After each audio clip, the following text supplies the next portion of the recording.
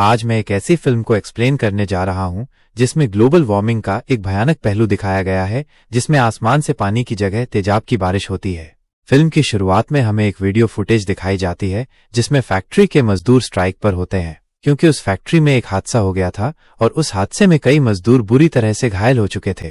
कहानी के मुख्य किरदार में से एक मिशेल और उसकी गर्लफ्रेंड कैरेन भी वही काम करते थे जिसमें कैरेन बुरी तरह से घायल हो गई थी। मिशेल और फैक्ट्री के बाकी मजदूर इंसाफ के लिए फैक्ट्री के मालिक के पास आते हैं। फैक्ट्री का मालिक इन सब की जिम्मेदारी नहीं लेता है।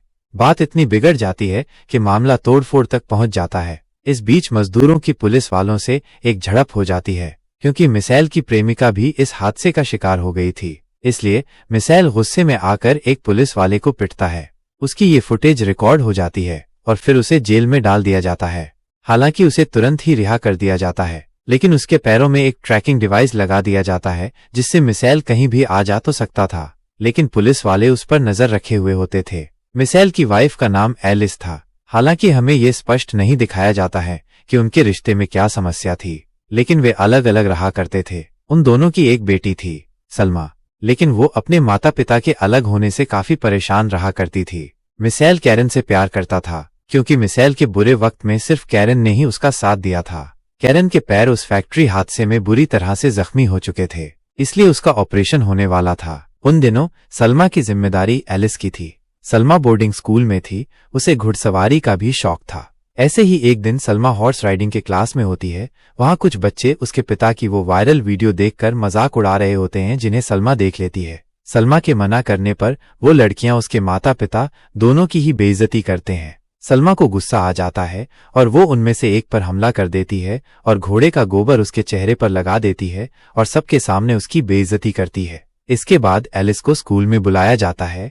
हालांकि सलमा को स्कूल से तो नहीं निकाला जाता, लेकिन एलिस को सलमा की काफी फिक्र रहती है। सलमा काफी दुखी और चिड़चिड़ी सी हो गई थी। सलमा अपने पिता के साथ भी रहना चाहती थी। तब एलिस उसे समझाती है कि मिशेल भी कुछ समय के बाद उनके साथ ही रहने आएगा। तब सलमा अपने माँ से कहती है कि आज मुझे अपने पिता के पास जाना है। सलमा अपने पिता के घर रहने आ जाती है। अचानक उसने न्यूज चलाया जिसमें बताया जा रहा था कि लैटिन अमेरिका में हुई बारिश के पानी का पीएच लेवल बहुत ज्यादा हाई है और बारिश का पानी कोलंबियन कोस्ट के पानी से 1000 गुना ज्यादा एसिडिक है। बहुत से जानवर इसके चपेट में आकर मर चुके हैं। जंगल जलकर पूरी तरह सूख गया है। ये बढ़ते ग्लोबल वार्मिंग की वजह से हो रही है और ये बारिश यूरोप आने का भी खतरा नजर आ रहा है। उतने में ही उसके पिता यानी मिशेल वहां आते हैं और टीवी बंद कर देते हैं और इस तरह के न्यूज ना देखने की सलाह देते हैं। अगले दिन सलमा अपनी माँ एलिस के घर वापस आ जाती है। उस दिन बारिश हो रही होती है। सलमा के रूम की खिड़की खुली रह गई थी। वहां से बारिश का पानी अंदर आ चुका था। एलिस फर्श पर एक कपड़ा डाल देती है ताकि पानी सूख जाए। एलिस वहां से चली जाती है, लेकिन हमें दिखाया जाता है कि कुछ देर बाद उस कपड़े का रंग बदल जाता है, क्योंकि बारिश के पानी में तेजाब की कुछ मात्रा थी। अगले दिन बारिश तो नहीं हो रही थी, लेकिन घने गहरे बादल छाए हुए थे। अब देश में अलग अलग जगह तेजाबी बारिश होने की खबरें चल रही थीं, जिसमें बहुत से लोगों के साथ साथ कई जानवर भी घायल हो चुके थे। मिशेल अपने काम पर गया हुआ था और एलिस भी बाहर गई हुई थी। तभी उसे पता चला कि सलमा के स्कूल और उनके घर के आसपास के सभी जगह में बारिश होने की संभावना है, तो सभी लोगों को अपने घरों में ही रहना होगा। ये न्यूज देखकर एलिस परेशान हो जाती है। वो मिशेल को कॉल करती है। वो सलमा को बारिश शुरू होने से पहले ही स्कूल से वापस लाना चाहती थी, क्योंकि सभी स्टूडेंट से उनके सेल फोन ले लिए गए थे, तो एलिस सलमा से कांटेक्ट नहीं कर पा रही थी। उनके पास समय बहुत कम था। एलिस की कार खराब हो गई थी, तो मिशेल पहले एलिस को लेने जाता है, फिर दोनों सलमा के स्कूल जाते हैं। अब उन्हें पता चलता है कि बच्चे घुड़सवारी के लिए जंगल की ओर गए हैं। दोनों तुरंत जंगल की ओर निकलते हैं, लेकिन वहां बहुत लंबी लाइन लगी थी, क्योंकि सभी पेरेंट्स अपने बच्चों को लेने आए थे और पुलिस वाले किसी को भी आगे नहीं जाने दे रहे थे। शायद सलमा घुड़सवारी में अच्छी नहीं थी, वो बाकी लोगों से पीछे हो जा रही थी। तब सलमा के टीचर ने सलमा के घोड़े को वही पेड़ से बांध दिया और उन दोनों को वहीं छोड़कर जाने लगा। उसने कहा कि बाकी लोगों को उस पार पहुंचाकर वो सलमा और घोड़े को लेने आएगा। इधर घने काले बादल जंगल के ऊपर छाए दिख रहे थे। बिजली की पहली कड़क सुनते ही मिशेल ने गाड़ी सड़क से बाहर जंगल की ओर बढ़ा दी। उधर बारिश शुरू हो चुकी थी। बारिश की एक एक बूंद चीजों को जला रही थी। जिस ओर बारिश शुरू हो चुकी थी, उधर से 2 घोड़े भागते हुए आ रहे थे, जिनका शरीर आधा जला हुआ था। मिशेल की गाड़ी जंगल के पेड़ों की वजह से आगे नहीं जा सकती थी। इसलिए मिशेल जंगल की ओर पैदल ही निकल पड़ा और भागते भागते एक घुड़साले में पहुंचा। दूसरी ओर सलमा भी इसी घुड़साले की ओर आ रही होती है। खुशकिस्मती से दोनों बाप बेटी एक दूसरे से मिल जाते हैं और तुरंत वहां भी बारिश शुरू हो जाती है। छत से तेजाब की बूंदें अंदर आ रही थी। क्योंकि छत पूरी तरह से ढका हुआ नहीं था, वो बूंदें जमीन तक को जला रही थी। मिशेल तभी एक कंबल ढूंढकर सलमा को ढक देता है। मिशेल एलिस को अपना ठिकाना बता देता है। घनी तेज बारिश की वजह से एलिस को कुछ भी ठीक से दिखाई नहीं दे रहा था, लेकिन जैसे तैसे वो उन्हें ढूंढ लेती है। एलिस कार को घुड़साले के पास लगाती है। मिशेल और सलमा कार के अंदर आ जाते हैं। फिर वो लोग सड़क तक तो पहुंच जाते हैं, लेकिन जिधर देखो उधर कार की भीड़ लगी होती है। चारों ओर लोगों के शरीर से धुआं निकल रहा होता है, जो कि दर्द से तड़प रहे होते हैं। वो हर एक के गाड़ी के पास आकर मिन्नतें कर रहे होते हैं कि कोई दरवाजा खोल दे और वो बारिश से बच जाए। ये भयानक मंजर देखकर मिशेल सभी दरवाजे लॉक करने को कहता है। तभी एक आदमी बाहर से दरवाजा खोल देता है, जिसका शरीर जल रहा होता है। मिशेल उसे लात से मारकर बाहर निकालता है और दरवाजा लॉक कर देता है। जैसे ही रास्ता मिला वो लोग वहां से निकल जाते हैं। जो गाड़ी उनके रास्ते में आती है उसे धक्का देकर वहां से निकल गए। सलमा ये सब देखकर काफी घबरा जाती है। गाड़ी के छत का रंग बदलता देखकर उसका मानसिक संतुलन बिगड़ने लगा था। कुछ समय बाद ये बारिश थम जाती है, लेकिन आसपास का माहौल तबाही से भरा हुआ होता है। कई लोग मर चुके थे, कई चीजें पिघलकर नष्ट हो गए थे। ये परिवार एक सुपरमार्केट के पार्किंग लॉट में रुकता है। इन्हीं की तरह उस आपदा से कुछ और लोग अपनी जान बचाने में कामयाब होते हैं। ये सभी खुद को और गाड़ियों को ढकने के लिए ढेर सारे कपड़े ले आते हैं। एलिस अपने भाई ब्राइस को कॉल करती है, लेकिन वो उनकी मदद नहीं कर सकता था क्योंकि रास्ते बंद कर दिए गए थे। वो उन्हें ईस्ट में गौथीर की तरफ जाने की सलाह देता है।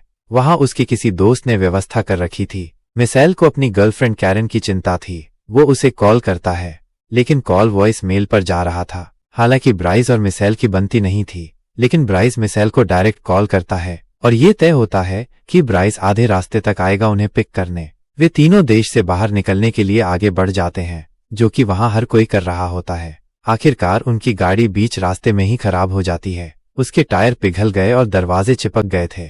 सलमा भी पीछे ही बैठी थी। काफी मेहनत के बाद दरवाजा खुलता है। अब वो पैदल ही आगे बढ़ने लगे। रात हो चुकी थी, इसलिए वो पास के ही एक घर में ठहरने का फैसला करते हैं।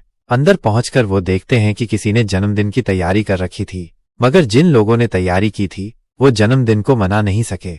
ये देखकर उन्हें बहुत बुरा लगता है। वहां एक बिल्ली भी थी जो जमीन पर पड़े खाने को खा रही थी। सलमा उस बिल्ली को छूना चाहती थी, लेकिन मिशेल ने उसे ऐसा करने से मना किया क्योंकि शायद हो सकता था कि उस पर तेजाब की छींटें हों। मिशेल एक प्लास्टिक के डिब्बे में नल का पानी लेता है और उसे बिल्ली को पीने देता है। वो देखना चाहता था कि पानी पीने लायक है या नहीं। सलमा को ये बिल्कुल भी पसंद नहीं आता है। वो उस पानी को बेसिन में फेंक देती है। बाद में मिशेल को पता चलता है जिस डिब्बे में नल का पानी भरा था वो पिघल चुका है। कुछ देर बाद मिशेल का अपनी गर्लफ्रेंड कैरन से संपर्क हो जाता है। उसे ये जानकर खुशी होती है कि कैरन ठीक है। सिग्नल ठीक न होने की वजह से उनका कॉल कट हो जाता है। मिशेल किचन से फॉइल की प्लेट को सलमा के जूते को कवर कर देता है ताकि उसके जूते को तेजाब से बचाया जा सके। वहां एक बोतल में पानी रखा हुआ होता है जो कि सुरक्षित था।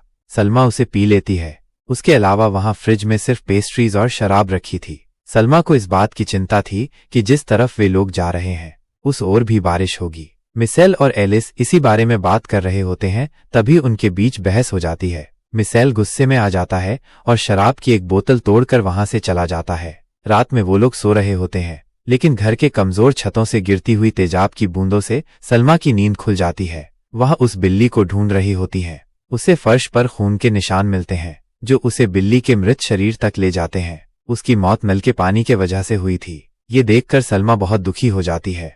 अगली सुबह वो फिर से अपनी मंजिल की ओर निकल जाते हैं। आज बारिश नहीं हो रही थी और बहुत से लोग भी इस इलाके से दूर जा रहे थे। उन्हें यहाँ से बाहर निकलने के लिए एक पुल पार करना था। जैसे जैसे वे सभी पुल के पास पहुंच रहे थे वैसे वैसे भीड़ काफी बढ़ रही थी। वो पुल एसिड की वजह से इतना कमजोर हो चुका था कि उसमें से ज्यादा लोग एक साथ नहीं जा सकते थे। इस स्थिति को संभालने के लिए वहां मिलिट्री तैनात थी जो बारी बारी से लोगों को पुल पार करने दे रही थी। इस भगदड़ में मिशेल और सलमा पीछे रह जाते हैं और एलिस पुल तक पहुंच जाती है। वो मिशेल और सलमा के लिए इंतजार कर रही थी, लेकिन मिलिट्री वालों की वजह से उसे अकेले ही पुल पार करना पड़ा। उसने पुल को आधा ही पार किया था, तभी पुल बीच में से ही टूटने लगा। एलिस पूरी तरह से भगदड़ में फंस गई। उसे भगदड़ में रेलिंग टूटकर पानी में गिर गई। साथ ही एलिस और कुछ और लोग भी गिर गए। क्योंकि पानी में तेजाब की बहुत ज्यादा मात्रा थी, इसलिए उनका शरीर जलने लगता है। सलमा अपनी माँ को बचाने के लिए नदी तक जाती है, लेकिन वे लोग कुछ ना कर सके। उनके सामने ही एलिस की दर्दनाक मौत हो जाती है और वो नदी के साथ ही बह जाती है। यह भयानक दृश्य देखकर मिशेल और सलमा दोनों टूट जाते हैं। सलमा को बड़ा सदमा लगता है। इसी बीच मिशेल की बात कैरन से होती है। कैरन और बाकी मरीजों को एनवर के किसी हॉस्पिटल में शिफ्ट करने वाले होते हैं। मिशेल सलमा को बताता है कि अब वो कैरन को लेने एनवर जाएंगे। मिलिट्री वाले उन्हें वहां तक ले जाने वाले थे। उन्हें एक जंगल से होकर गुजरना था। वो लोग मिलिट्री की गाड़ी में निकल जाते हैं। आगे जंगल आ चुका था, अब उन्हें पैदल ही आगे बढ़ना था और बादल भी छा गए थे। जल्द ही तेजाब की बारिश होने वाली थी। उन्हें जंगल से जल्द निकलना था। वो काफी तेजी से जंगल पार कर रहे थे। थोड़ी ही देर में तेजाब की बारिश शुरू हो गई, लेकिन सलमा बहुत थक चुकी थी। वो दोनों बाकी लोगों से बिछड़ गए। बारिश से बचते हुए दोनों जंगल में बस इधर उधर भागे जा रहे थे। तभी खुशकिस्मती से उन्हें एक सुरंग मिल जाती है। वो दोनों आगे बढ़ते हुए सुरंग के दूसरी ओर पहुंच जाते हैं। तब तक बारिश भी थम चुका था। उसकी मोबाइल की बैटरी भी खत्म हो गई थी, इसलिए वो किसी को कॉल भी नहीं कर सकते थे। अब वो लोग मदद के लिए इधर उधर बस चले जा रहे थे। तभी वो ऐसी जगह पहुंचते हैं जहां कुछ घर होते हैं। बाहर से वो घर वीरान लग रहा था, लेकिन उनके अंदर लोग थे। मिशेल मदद के लिए उनके दरवाजे खटखटाता है, लेकिन उनमें से कोई दरवाजा नहीं खोलते। वो लोग किसी मुसीबत में नहीं पड़ना चाहते थे। थकान और दर्द की वजह से मिशेल गिर जाता है। तब सलमा उन लोगों से चीख चीख कर मदद मांग रही होती है। कुछ समय बाद मिशेल की आंख एक घर के अंदर खुलती है। वो घर एक औरत का था जिसका नाम डेब्रा था। वो अपने बेटे विलियम के साथ रहती थी, जो कि किडनी का मरीज था।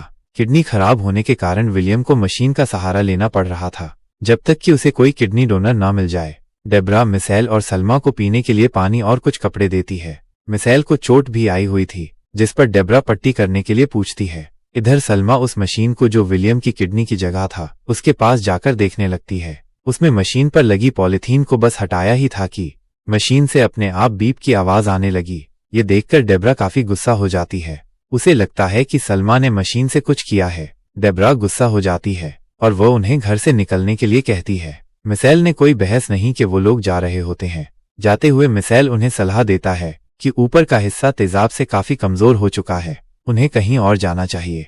फिर से बारिश हुई तो घर की छत टूट जाएगी। डेब्रा को ये बात पता थी। वो भी बेसमेंट में शिफ्ट करना चाहती थी। वो उनसे मदद मांगती है। मिशेल उनका सामान और मशीन नीचे बेसमेंट में शिफ्ट करने में मदद करता है। इस बात पर डेब्रा कहती है कि वो कुछ दिन वहां रुक सकते हैं, लेकिन वो उन्हें खाना देने से मना कर देती है, क्योंकि उसे अपने और अपने बेटे विलियम के लिए खाना स्टोर करके रखना था। मिशेल को बुरा लगता है। वो कहता है कि आज रात वो और सलमा बगल की कार गैराज में गुजारेंगे और सुबह निकल जाएंगे। मिशेल जानता था कि वो जगह किसी के लिए भी सुरक्षित नहीं है, क्योंकि लगातार पूरी दुनिया के उस हिस्से में लगातार तेज बारिश हो रही थी। ये सब सिर्फ वहां ही नहीं हो रहा था, बल्कि अब एशिया भी इसके चपेट में आ चुका था। मिशेल ने कल सुबह डेब्रा और उसके बेटे को भी अपने साथ चलने के लिए कहा, लेकिन डेब्रा गुस्से में वहां से चली जाती है। उस रात डेब्रा ने बेसमेंट का दरवाजा अंदर से लॉक कर लिया। उसे लगा कि वो सबसे सुरक्षित जगह पर है। विलियम और डेब्रा आराम से सो जाते हैं। उधर मिशेल और सलमा भी गैरेज में आराम कर रहे थे। जल्द ही तेज तूफान और बारिश शुरू हो गई। जैसा कि मिशेल ने कहा था, घर का ऊपर का हिस्सा जल्द ही बर्बाद हो गया। छत टूटकर गिरने लगी। पानी के नल और पेंट पिघलकर दीवारों को खून की तरह रंग देती है। साथ ही बेसमेंट में भी लगे हीटर पाइप से भयानक धुआं निकलने लगा। धीरे धीरे वहां भी पानी भरने लगा। डेब्रा और विलियम को इसकी कोई भनक नहीं थी। मिशेल और सलमा उन दोनों को बचाना चाहते थे। वो तुरंत बेसमेंट के दरवाजे के पास पहुंच जाते हैं, लेकिन डेब्रा ने दरवाजा अंदर से लॉक कर लिया था। वो जोर जोर से दरवाजा पीटने लगे। लगातार उन दोनों का नाम पुकारने के बाद भी उन तक आवाज नहीं पहुंच रही थी। डेब्रा और विलियम को अंदाजा नहीं था कि उनके साथ क्या होने वाला है। अब डेब्रा और उसके बेटे का बचना नामुमकिन था। तब मिशेल गैरेज में रखें कार से वहां से निकलने का फैसला करता है। हालांकि सलमा उन दोनों के बिना वहां से नहीं जाना चाहती थी। तब मिशेल ने जबरदस्ती उसे कार में बैठाकर वहां से निकल गया। वो तेजी से गाड़ी भगाता है ताकि वो लोग बारिश से दूर जा सके, लेकिन तेजाब की बारिश ने कार के सिस्टम को खराब कर दिया। कार से लगातार सिस्टम के खराब होने की वार्निंग मिल रही थी। थोड़ी देर बाद वो अचानक बंद हो जाती है, क्योंकि कार में ऑटोमेटिक रिपेयर सिस्टम था, इसलिए कार अपने आप ही स्टार्ट हो जाती है। बिना किसी मंजिल के मिसाइल बस कार तेजी से आगे बढ़ाया जा रहा था। मिसाइल जीपीएस के कमांड को फॉलो करते हुए चला जा रहा था। थोड़ी देर बाद जीपीएस सिग्नल लॉस्ट हो जाता है और उनकी गाड़ी एक मैदान में जाकर रुक जाती है जो कि एसिड से दलदल बन चुका था। सलमा मिसाइल से पूछती है कि क्या हुआ, तब मिसाइल कहता है कि वो रास्ता भटक गए हैं। इस बात पर दोनों के बीच बहस हो जाती है। मिसाइल सलमा पर गुस्से से चीखता है और चुपचाप गाड़ी के अंदर ही रहने को कहता है। मिसाइल रास्ते का अंदाजा लगाने के लिए कार से बाहर निकलता है और पैदल ही आगे बढ़ता है। कुछ कदम चलने पर उसे महसूस हुआ कि उसके जूते जल रहे हैं। वो वापस कार में जाता है, लेकिन सलमा वहां नहीं होती है। सलमा भी बाहर चली गई थी। वो काफी डर गई थी। जूते से निकलते हुए धुएं को देखकर वो इधर उधर भागने लगी। उसे टूटी फूटी हालत में एक ट्रैक्टर दिखाई पड़ता है जो कि दलदल में डूब रहा होता है। सलमा उसके ऊपर चढ़ जाती है। वहां परेशान मिसाइल अपनी बेटी को ढूंढ रहा था, मगर गाड़ी भी कीचड़ में फंस जाती है। तब उसे पैदल ही आगे बढ़ना पड़ता है। उधर दलदल में धंसते हुए ट्रैक्टर को देखकर सलमा काफी डर जाती है। वह लगातार अपने पिता को आवाज लगा रही होती है। खुशकिस्मती से मिसाइल ने सलमा को ढूंढ लिया, लेकिन सलमा जहां पर थी वहां तक पहुंचना और वापस लौटना काफी मुश्किल था, क्योंकि जमीन पूरी तरह तेजाब से दलदल बन चुकी थी। मिसाइल ने सलमा को पीठ पर बैठाकर जैसे तैसे गाड़ी तक ले तो आता है, लेकिन तेजाब की वजह से उसके पैर पूरी तरह से जल जाते हैं। अगली सुबह मिलिट्री का एक ट्रक उन्हें ढूंढकर कैंप में ले आता है, जहां उनका इलाज होता है। डॉक्टर को मिसाइल का पैर काटना पड़ता है। सलमा अपने मामा ब्राइस और कैरन के बारे में पता करने जाती है। रिकॉर्ड के अनुसार उसे पता चलता है कि उसके और उसके पिता मिसाइल के अलावा उनका अपना और कोई भी नहीं बचा है। अभी के लिए यह बात सलमा अपने पिता को नहीं बताती, लेकिन मिसाइल को अंदाजा हो गया था। यह जानकर दोनों को बहुत दुख होता है और यह फिल्म आगे लोगों को पर्यावरण की इस भयानक स्थिति में संघर्ष करने के लिए छोड़ देती है और यहीं पर इस फिल्म का अंत हो जाता है। वीडियो को अंत तक देखने के लिए आपका शुक्रिया। आपको यह वीडियो कैसा लगा कमेंट में जरूर बताएं और इसे लाइक करें। और ये चैनल अभी नया है तो प्लीज इसे सब्सक्राइब करके हमारा सपोर्ट करें।